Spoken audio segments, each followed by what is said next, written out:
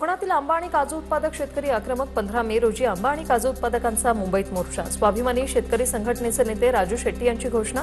आंब्याला प्रति झाड 5,000, काजूला एकरी 3 लाख रुपये देण्याची मागणी। धुळ्यात अवकाळी पाऊस आणि गारपिटीमुळे आवक घटल्याने आंब्याचे 150 क्विंटलवर भाव वधारले। अक्षय तृतीयेनिमित्त बाजारपेठेत बदाम, केसर आणि लालबाग जातीच्या आंब्याची सध्या मोठ्या प्रमाणात विक्री। लहरी हवामानामुळे रायगडमधील आंबा पिकाचे 85% नुकसान। शासनाने जाहीर केलेली हेक्टरी 22,000 रुपयांची मदत अत्यंत तोकडी असल्याने बागायतदारांमध्ये नाराजी। शासनाकडे मोठ्या आर्थिक मदतीची मागणी।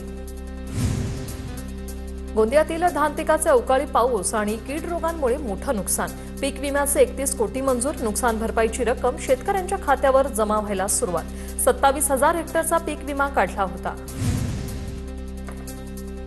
जळगाव जिल्ह्यात सूर्यफुलाची लागवड 80% घटली। 1,500 ते 2,000 हेक्टरवर सूर्यफुलाची लागवड। कृषी विभागाची माहिती। अवकाळी पाऊस आणि वादळी वाऱ्यामुळे सूर्यफुलाची लागवड कमी। चाळीसगावच्या कृषी उत्पन्न बाजार कांद्याच्या दरात मोठी घसरण। 2 दिवसात 900 ते 500 रुपये प्रति क्विंटल दरात घसरण।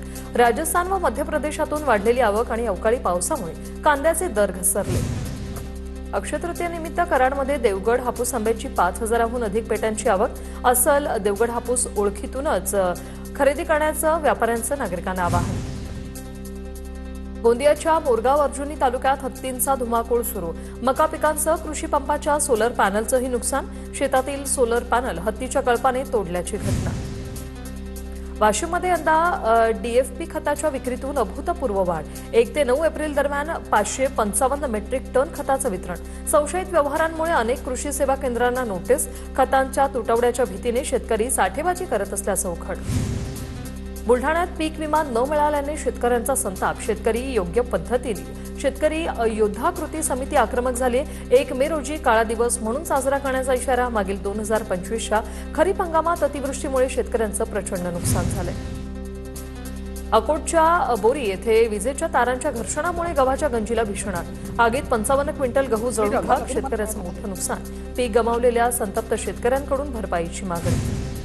बीडच्या अंजनवतीमध्ये वृद्धाला मारहाण करून शेतातील पूर्ण ज्वारी पीक जाळलं। या प्रकरणी चौघांविरोधात नेकनूर पोलीस ठाण्यात गुन्हा दाखल। पीक जाळल्यामुळे शेतकऱ्यांचं मोठं आर्थिक नुकसान। अधिकचा तपास सुरू। नंदुरबारमध्ये 3 महिन्यांचं रेशन एकाच वेळी देण्यात येणार। उष्णतेचा तडाखा वाढल्यानं प्रशासनाचा हा निर्णय। 42 अंश तापमानामुळे प्रशासन सतर्क। काळाबाजार रोखण्यासाठी बायोमेट्रिक पडताळणी सक्तीची। धुळ्यात शेतकऱ्यांच्या नुकसान भरपाई संदर्भात शिरपूर फास्ट संघटनेच्या वतीने जिल्हाधिकाऱ्यांना निवेदन। शेतकऱ्यांच्या नुकसानी संदर्भात लवकरात लवकर दखल घेत भरपाई देण्याची मागणी। खटावमधील सध्या येरळा नदी कोरडी पडल्याने ठाकरेंच्या शिवसेनेचे प्रताप जाधव यांचे पाटबंधारे कार्यालयात अनोखं आंदोलन। वाळलेला ऊस हाती धरून प्रताप जाधव यांचं आंदोलन। 2 दिवसात नेर तलावातून पाणी न सोडल्यास तीव्र आंदोलन करू असा इशारा। सटाण्यातील रस्ते अपघात आणि वाहतूक कोंडीच्या निषेधार्थ नगराध्यक्षांसह नगरसेवकांच्या सुरत साक्री महामार्गावर रास्ता रोको। प्रशासनाकडून ठोस उत्तरं न मिळाल्याने पदाधिकाऱ्यांकडून आक्रमक पवित्रा घेत संताप व्यक्त। येवल्याच्या मालखेडामधील तरुण बाळा मोरेच्या हल्लेखोराला अटक करण्यासाठी आदिवासी बांधवांचा मोर्चा। प्रांताधिकारी कार्यालयावर आदिवासी बांधवांचा धडक मोर्चा। आरोपीला तात्काळ अटक न झाल्यास रास्ता रोको करण्याचा इशारा। सिंदखेडमध्ये अक्षय तृतीयेच्या तोंडावर सिलेंडर मिळत नसल्याने ग्रामस्थ संतप्त। भगवा चौकात सरकार विरोधात नागरिकांचा रास्ता रोको। पोलिसांच्या मध्यस्थीनंतर हे आंदोलन मागे घेण्यात आलंय। नंदुरबारच्या सातपुडा परिसरात भर दिवसा अस्वलांचा उच्चार। अस्वलांचा व्हिडिओ सोशल मीडियावर व्हायरल।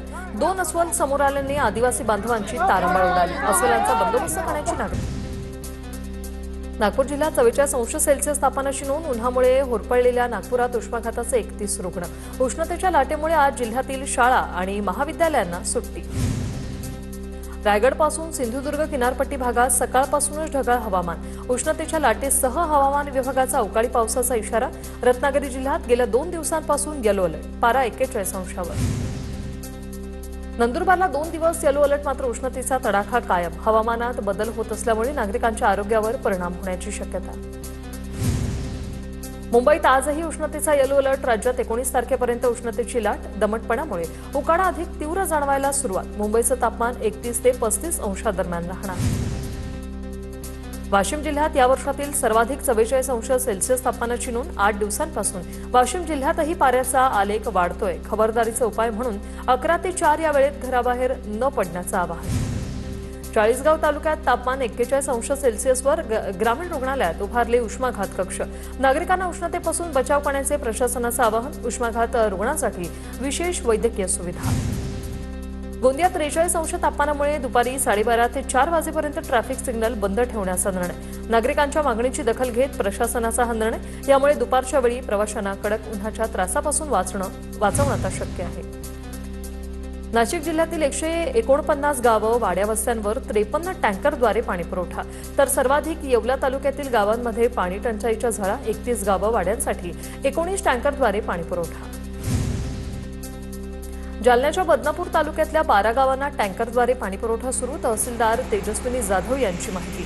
टंचाई सदृश परिस्थिती निर्माण झाली असेल तर तात्काळ आम्हाला संपर्क करा. तहसीलदारांचं आवाहन. छत्रपती संभाजीनगरमध्ये उष्माघाताचा वाढता धोका. आरोग्य यंत्रणा सज्ज. महानगरपालिकेच्या मेल्टन हॉस्पिटलमध्ये 50 बेडची व्यवस्था. भरपूर पाणी प्यावे आणि स्वतःची काळजी घ्यावी असं आवाहन आरोग्य विभागाने केलं. गोंदिया जिल्ह्याला 60,000 लिटर रॉकेल प्राप्त.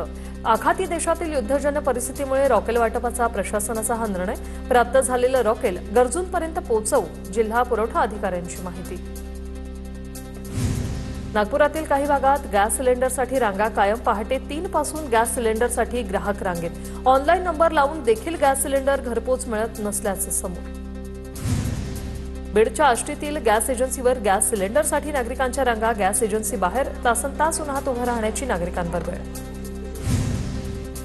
युद्धामुळे घरगुती तसंच व्यावसायिक गॅस सिलेंडरवर झालेला परिणाम लक्षात घेता जळगावात भव्य गॅस डेपो सज्ज. मे अखेरीस सुरुवात होणार. डिसेंबरपर्यंत पीएनजी गॅस घराघरात पोहोचणार.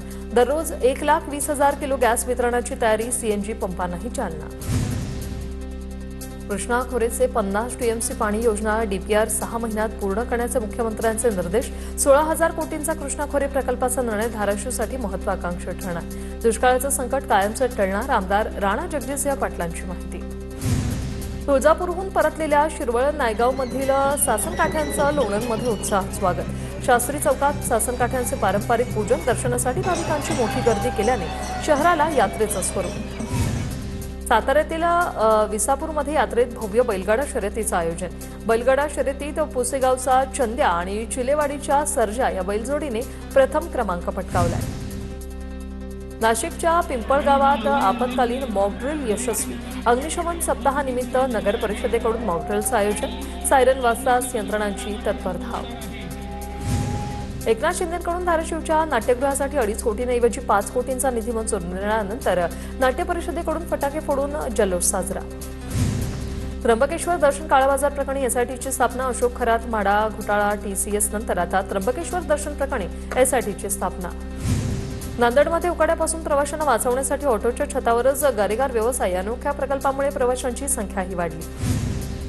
आमदार प्रकाश सुर्वेच्या वाढदिवसानिमित्त महाआरोग्य आणि शस्त्रक्रिया शिबिराचं आयोजन. हे शिबिर प्रकाश सुर्वेच्या पुढच्या वाढदिवसापर्यंत चालणार आहे.